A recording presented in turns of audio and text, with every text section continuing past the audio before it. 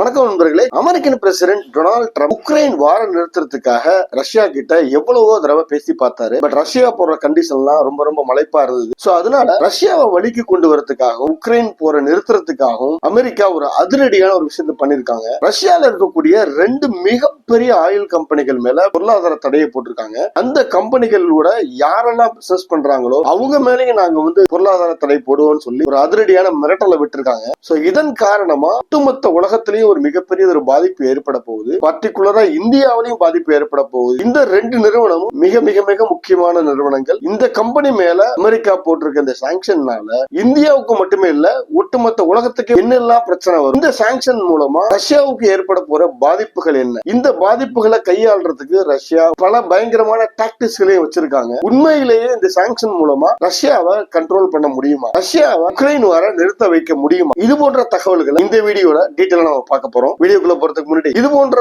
உலகத்துல எந்த மூலையில எந்த முக்கியமான விஷயம் நடந்தாலும் ஒரு 10 நிமிஷம் வீடியோவா நீங்க வீட்டுல இருந்தபடியே தெரிஞ்சுக்கணும் நீங்க நினைச்சீங்கன்னா நம்மளோட சரண்ஸ் குளோபல் சேனலை சப்ஸ்கிரைப் பண்ணுங்க. வாங்க வீடியோக்குள்ள போலாம்.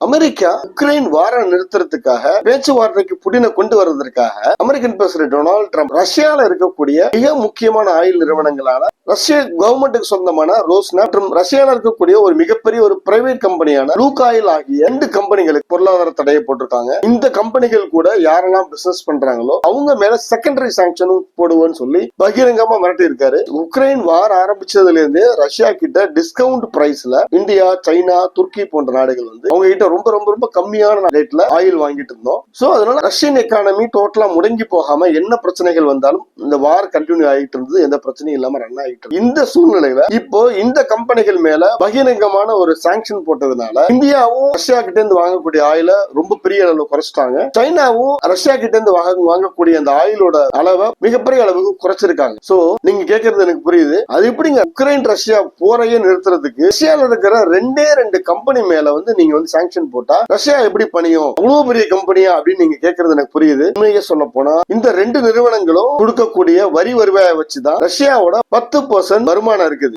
மொத்தத்துல ரஷ்யாவோட என்டையர் எக்கானமியும் இப்போதைக்கு ஆயில் அண்ட் கேஸ் தான் பெருமளவுல அதோட பங்களிப்பு தான் ரொம்ப அதிகமா இருக்கு. அந்த ஆயில் அண்ட் கேஸ்ல 55% இந்த 2 கம்பெனியுமே வச்சிருக்காங்க. ரஷ்யால உற்பத்தி ஆகிற ஆயில் அண்ட் கேஸ்ல ஏறக்குறைய பாதிக்கு மேல இந்த 2 கம்பெனி உற்பத்தி பண்றாங்க.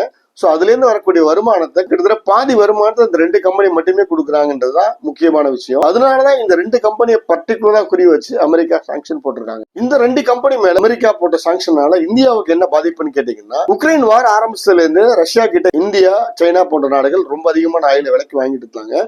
சோ அதனால இந்தியாவுல ரொம்ப கம்மியான ரேட்டுக்கு இந்தியாவுக்கு ஆயில் கிடைச்சதுனால இந்தியாவோட ஃபாரின் கரன்சி மிச்சமாச்சு. அதே நேரத்துல இந்தியாவுல பெட்ரோல் ரேட் பெரிய அளவுல எஸ்கலேட் ஆகாம பெரிய அளவு உயராம பாத்துக்கிட்டாங்க. சோ இப்ப இதெல்லாம் இந்த 2 கம்பெனி மேல அமெரிக்கா போட்டிருக்கிற அந்த தடையினால இப்ப நம்ம ரஷ்யா கிட்ட வாங்கக்கூடிய ஆயிலையும் வேற குறைச்சிட்ட பெருமளவு. சைனாவும் இப்ப ரஷ்யா கிட்ட ஆயில் வாங்க குறைச்சிட்டாங்க. சைனா, இந்தியா போன்ற மிகப்பெரிய நாடுகள், மிகப்பெரிய அளவுல பெட்ரோலை கன்சியூம் பண்ணக்கூடிய நாடுகள் திடீர்னு ஒரு பெரிய ஆர்டர் கல்ஃப் கண்ட்ரிஸ் பக்கம் வாங்குறதுக்காக போறப்போ ஆயிலோட டிமாண்ட் அதிகமாகும், ஆட்டோமேட்டிக் ஆயில் பிரைசஸும் அதிகமாகிறதுக்கு எல்லா வாய்ப்புமே இருக்கு.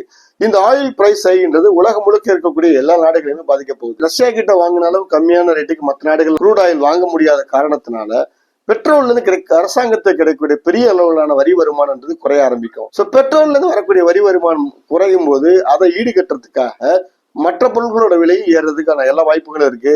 அதே போல பெட்ரோல் ஆட்டோமேட்டிக்கா பெட்ரோல் டீசல் ரேட் ஏறுனா மொத்த டிரான்ஸ்போர்ட்டும் ஒட்டுமொத்த மற்ற பொருட்களோட விலையும் பெருமளவுல விலை ஏறுவதற்கான எல்லா வாய்ப்புமே இருக்கு. இப்போ ரஷ்யால இருக்கக்கூடிய ரோஸ்னெஃப் மற்றும் அந்த லூகாயில் என்ற 2 நிறுவனத்தின் மேல மிகப்பெரிய அளவுல இந்த பொருளாதார தடையை போட்டிருக்கிறதுனால அந்த கம்பெனிகள் கூட பிசினஸ் பண்றதுக்கு, அந்த கம்பெனிகள்கிட்ட ஆயில் அண்ட் கேஸ் வாங்குறதுக்கு உலகத்துல இருக்கிற எல்லா நாடுகளுமே தயங்க ஆரம்பிக்கிறாங்க. சோ அதனால ரஷ்யால இருந்து வாங்கக்கூடிய ஆயில் அண்ட் கேஸை பெருமளவுல குறைக்க ஆரம்பிக்கிறாங்க. சோ இப்ப என்ன ஆகும்னா ரஷ்யாவோட ஆயில விற்கிறதுக்கு ஆள் இல்லாம கஷ்டப்படுறாங்க. சோ இது ஒரு விஷயம். ரஷ்யாவோட oil sales and oil and gas sales பெருமளவுல குறைஞ்சிருக்கு. சோ இதனால ரஷ்யாவுக்கு வரக்கூடிய வருமானம் குறைய ஆரம்பிக்குது. சோ இது நாளடைவுல அதிகமாகறப்போ ரஷ்யா ஆட்டோமேட்டிக்கா அவங்க பேச்சுவார்த்தைக்கு வருவாங்கன்றதா அமெரிக்காவோட எதிர்பார்ப்பா இருக்கு. ரஷ்ய பிரசிடென்ட் விளாடிமிர் புட்டின் என்ன சொல்றாருன்னு கேட்டீங்கன்னா, சாங்ஷனை பத்தி போங்க பாஸ், இப்படி எல்லாம் மிரட்டி எங்களை பணிய வைக்க முடியாது, எந்த ஒரு சுதந்திரமான நாடும் மிரட்டலுக்கு அடிபணியாது, அப்படின்னு ரொம்ப போல்டா சொல்லியிருக்காரு. இந்த மாதிரி எல்லாம் சாங்ஷன்ஸ் போட்டு எங்களை பணிய வைக்கலாம்னு நீங்க கனவு கூட காணாதீங்கன்றத பிளண்டா பேசியிருக்காரு. சோ நாங்க இதுக்கு அடிபணிய மாட்டோம், இந்த சேலஞ்சா எதிர்த்து நாங்க போராடுவோம்ன்ற அளவுக்கு பேசியிருக்காரு. ரஷ்யாவை பொறுத்த வரைக்கும் இந்த மாதிரியான பொருளாதார தடைகள்ன்றது அவங்களுக்கு புதுசு கிடையாது. ஏற்கனவே 2014 கிரீமியாவை எடுத்தப்போ இதே மாதிரியான பல பொருளாதார தடைகளை கொண்டு வந்தாங்க. அது எல்லாத்தையும் ரொம்ப சக்சஸ்ஃபுல்லா சமாளிச்சு அதுல இருந்து ரொம்ப சூப்பரா எஸ்கேப் ஆகி வந்த ஒரு கண்ட்ரி தான் ரஷ்யா. அப்போ அவங்க ஃபாலோ பண்ண எல்லா பிளானும் இப்போ வந்து அப்கிரேடட் லெவல்ல ரொம்ப பெரிய லெவல்ல பண்ண போறாங்க. சோ இதுல இருந்து எஸ்கேப் ஆகிறதுக்கான எல்லா வழிகளையும் ரஷ்யா பார்த்து வச்சிருக்கு. அந்த வழிகளை ஒரு சில விஷயங்களை இங்க இப்ப பார்க்கலாம். முதல் வழி ஷேடோ ஃபிளீட். ரஷ்யா பல நூற்றுக்கணக்கான ஷேடோ ஃபிளீட் கப்பல்கள் வச்சிருக்காங்க. இந்த கப்பல்கள் எல்லாம் கொஞ்சம் பழைய கப்பல்கள். இந்த கப்பலோட ஓனர் யாருன்றது வெளிப்படையா இருக்காது. இந்த கப்பல் ரிஜிஸ்ட்ரேஷன் பாத்தீங்கன்னா ஏதோ ஒரு நாட்டுல ஏதோ ஒரு தீவுல இருக்க ஒரு குட்டி நாட்டுல ரிஜிஸ்டர் பண்ணிருப்பாங்க. ஓனர் யாருன்னு கண்டுபிடிக்கிறது கஷ்டம். கப்பல் வந்து கடல்ல போகும்போது பாத்தீங்கன்னா அந்த சிக்னல் ஜிபிஎஸ் ஆஃப் பண்ணிடுவாங்க. சோ அதனால இந்த கப்பல் எங்க போகுது என்ன பண்ணுதுன்னு ட்ராக் பண்றது ரொம்ப ரொம்ப கஷ்டமான விஷயம். இன்சூரன்ஸ் டீடைல் எல்லா டீடைலுமே மாத்தி மாத்தி குழப்பி வச்சிருப்பாங்க.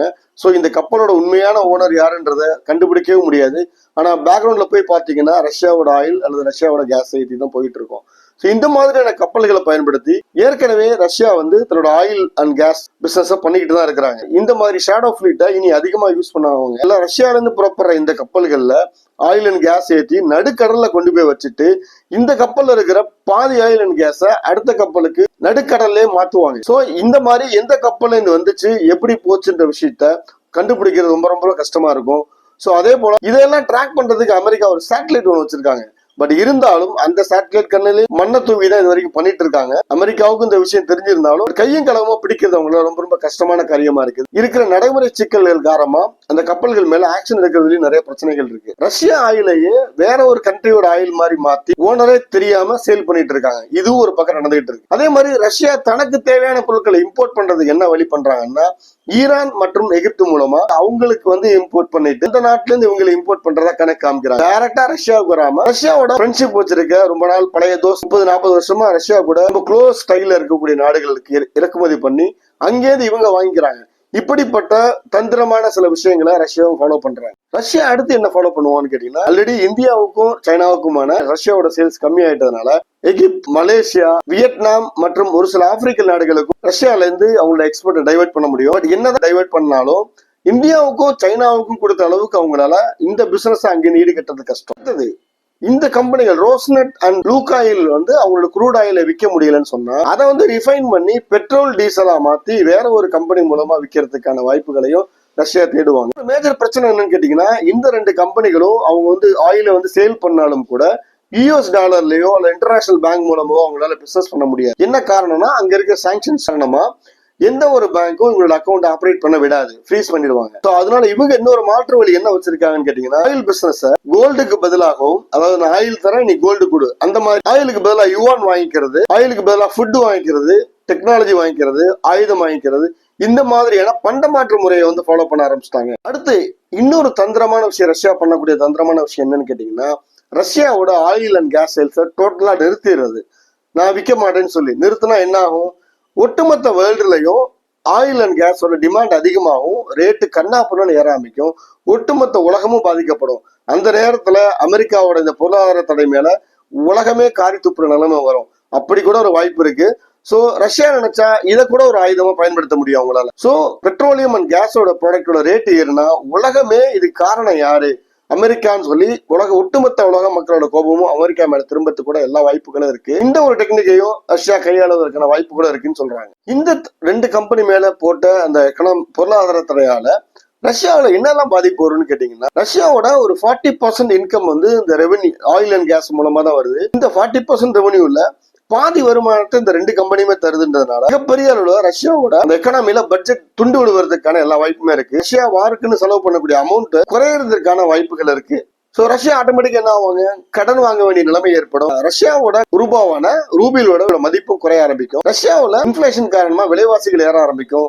மக்கள் மத்தியில் புட்டின் மேல ஒரு வெறுப்பு வர்றதுக்கான எல்லா வாய்ப்புகளுமே இருக்குன்றத அமெரிக்கா தீவிரமா நம்புறாங்க.